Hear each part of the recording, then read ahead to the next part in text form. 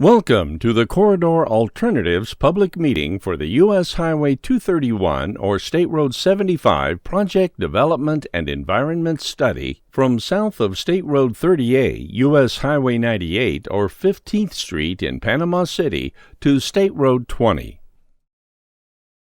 This presentation provides an overview of the project, the progress for the study to date, and the anticipated schedule for the remainder of the study.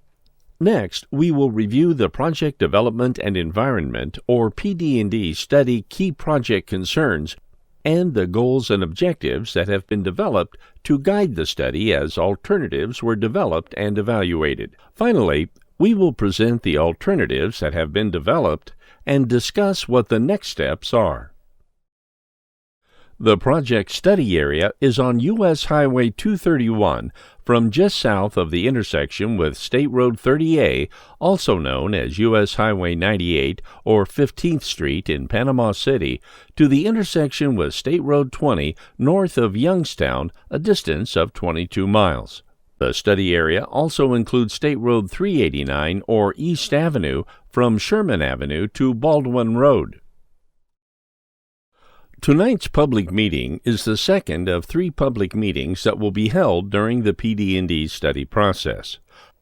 The first meeting, held on August 20th, 2015, introduced the study and kicked off the data collection and conceptual development phase.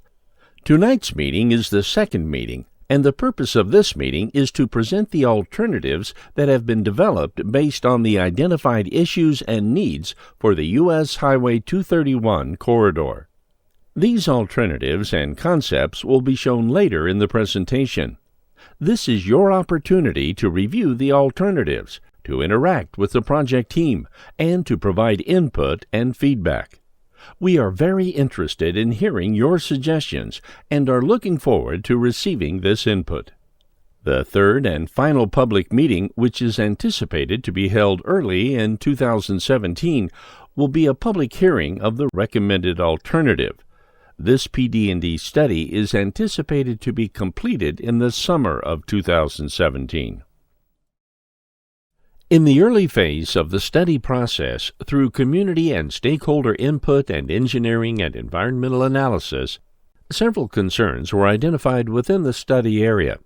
These issues include traffic congestion throughout the corridor, poor intersection operation at U.S. Highway 98, railroad and gas utility coordination concerns, and some flooding concerns in the area of the intersection with East Avenue. Additional issues of concern to the study include consideration of increased freight traffic on the roadway and the railroad line from the Port of Panama City Intermodal Distribution Center, potential improvements to the County Road 390 and County Road 2321 intersections, the possible future location of the Gulf Coast Parkway and West Bay Parkway connections with U.S. Highway 231, potential impacts to the Youngstown area, and access management concerns throughout the project limits. From the identified project concerns, study analysis, and from public input received at the first meeting, several primary goals were developed for the study. First, to provide improved roadway capacity and increased intersection operations. Second, to facilitate freight movement and encourage economic development. Third, to enhance pedestrian and bicycle safety and access. And last, to increase safety and emergency evacuation capabilities. Based on the identified goals for the study, the project's purpose and need has been established. The purpose of this project is to improve capacity and facilitate freight movements on U.S. Highway 231 between U.S. Highway 98 and State Road 20. Improvements will increase safety, augment emergency evacuation capabilities, facilitate tourism and the movement of people and goods, and enhance bicycle and pedestrian safety and access. Capacity improvements are needed on U.S. Highway 231 to relieve congestion resulting from future growth and to provide for the efficient movement of freight, goods, residents, and tourists along this corridor which has been identified as a part of the state of Florida's strategic intermodal system. Within the study limits, U.S. Highway 231 has been designated an evacuation route by the Florida Division of Emergency Management and is the primary connection to Interstate Highway 10 and Alabama from the city of Panama City, as well as the surrounding municipalities. With the purpose and need for the project established and the goals and objectives identified, engineering and environmental analysis was begun to develop project alternatives that meet the study goals. The first step in the development of alternatives was to conduct detailed traffic safety analysis and prepare traffic growth projections. A review of the historical traffic safety data was conducted to inform the development of design alternatives along the corridor segments and at the major and minor side road intersections.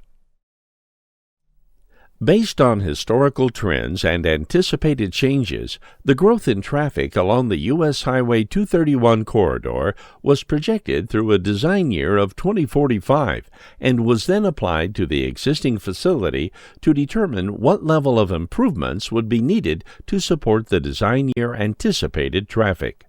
The traffic analysis for the project study area has determined that additional travel lanes or widening from 4 lanes to 6 lanes is necessary from US 98 to just north of the intermodal center at Penny Road or portions of the study area, and that significant improvements are needed at certain major intersections to increase safety and through traffic capacity and efficiency.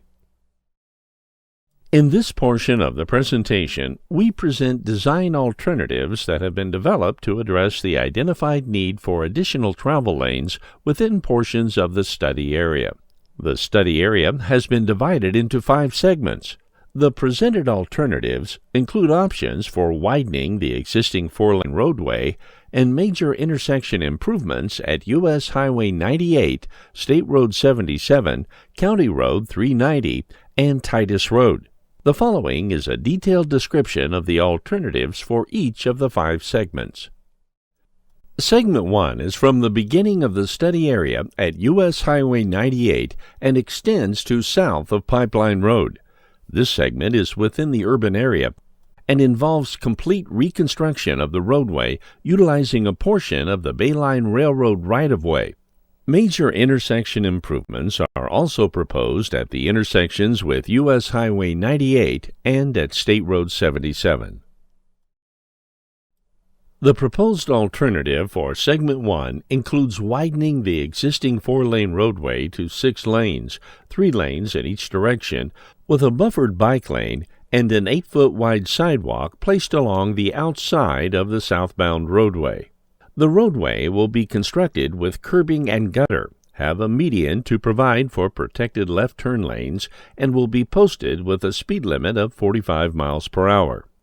The proposed installation of a raised median in this and other segments would alter the existing roadway access locations. Therefore, conceptual analysis has been conducted to determine possible future access locations. These conceptual access locations may be reviewed on the boards in the project display area. The improvements presented in the alternative for the U.S. Highway 98 intersection with U.S. Highway 231 includes roadway overpasses to provide for unimpeded through traffic both eastbound and westbound along U.S. Highway 98, as well as for traffic movement between U.S. Highway 231 and the western leg of U.S. Highway 98. The proposed overpasses extend westward beyond the Jinks Avenue intersection. This conceptual design improves safety and operations associated with the railroad crossing, provides for improved capacity and reduced delay on the major roadways, and improves intersection operations for local traffic using Jinks Avenue and Harrison Avenue. The improvements presented in the alternative for the State Road 77 intersection with U.S. Highway 231 includes a roadway overpass to provide for unimpeded through traffic along State Road 77 and over the railroad track. This conceptual design improves safety and operations associated with the railroad crossing, provides for improved capacity and reduced delay on both U.S. Highway 231 and State Road 77. Segment 2 is from south of Pipeline Road to the Port of Panama City's Intermodal Distribution Center at Penny Road. Roadway widening is proposed for this segment, as well as major intersection improvements at County Road 390 and County Road 2321 and at the Star Avenue and Titus Road intersections. Segment 2, from south of Pipeline Road to north of Penny Road, involves widening to the inside and outside of the existing roadway while rehabilitating the existing pavement and utilizing a portion of the Bayline Railroad property. A 5-foot sidewalk along the southbound side of the roadway and inside and outside paved shoulders are included. The anticipated posted speed limit for this segment is 55 miles per hour. This option relocates the Florida gas transmission line currently located in the median of U.S. Highway 231 to the east side of the existing Bayline Railroad corridor in accordance with the settlement agreement reached between the Florida Department of Transportation and Florida Gas Transmission Company. The improvement presented in the alternative for the County Road 390 and County Road 2321 intersections includes a roadway overpass on U.S. Highway 231 spanning both of these skewed T intersections to provide for unimpeded through traffic along U.S. Highway 231. This conceptual design improves safety and operations, provides for improved capacity, and reduced delay. The improvement presented in the alternative for the Star Avenue and Titus Road intersection includes a realignment of Star Avenue to align with the existing intersection of U.S. Highway 231 with Titus Road and an overpass over the new intersection to provide for unimpeded through traffic along U.S. Highway 231. This conceptual design improves safety and operations, provides for improved capacity, and reduced delay. Segment 3 is from Penny Road to Scotts Ferry Road just south of Youngstown. For this segment of the study area, the projected future traffic is safely and effectively accommodated on the existing 4-lane roadway facility. Therefore, the presented alternative is to forego widening to the existing roadway and provide only routine maintenance and safety enhancements as required. The posted speed limit will remain at 65 miles per hour. Segment 4 is through Youngstown from Scotts Ferry Road to the end of the study area at State Road 20. The portion of Segment 4 within the area of Youngstown from Scotts Ferry Road to Pamela Lane involves widening of the roadway to accommodate for 5-foot bike lanes in each direction and for 5-foot wide sidewalks on both sides of the roadway. The posted speed limit would be maintained at 45 miles per hour. U.S. Highway 231 north of Youngstown from Pamela Lane to State Road 20 would be similar to Segment 3 and includes minor improvements at the County Road 388 and State Road 20 intersections. Segment 5 is on State Road 389 or East Avenue and extends from Sherman Avenue northward across U.S. Highway 231 to Baldwin Road. The improvements included in the alternative presented for East Avenue involve full reconstruction of the existing 2-lane undivided roadway to provide for a 4-lane road. The roadway will be constructed with curbing and gutter, have a median to provide for protected left turn lanes, and will be posted with a speed limit of 45 miles per hour. It will include 7-foot buffered bike lanes and 5-foot sidewalks on either side of the roadway. An evaluation matrix that shows environmental effects and cost for the presented alternatives, as well as the no-build or do-nothing alternative, is included in the project handout you received as you entered the public meeting hall this evening.